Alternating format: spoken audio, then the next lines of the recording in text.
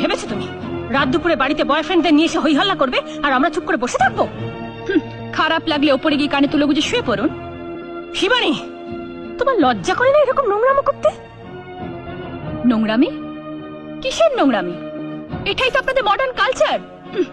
আমাদের মতো মেয়েরা যখন স্বামীর মঙ্গল কামনায় উপোস করে সারা রাত্রি শিবরাত্রি ব্রত করে, তখন আপনাদের মতো বিদেশি লেভেল আটা মহিলারা পছন্দ করেন নাইট ক্লাবে পরপুরুষের গলা জড়িয়ে নাচা, ড্রিঙ্ক করা।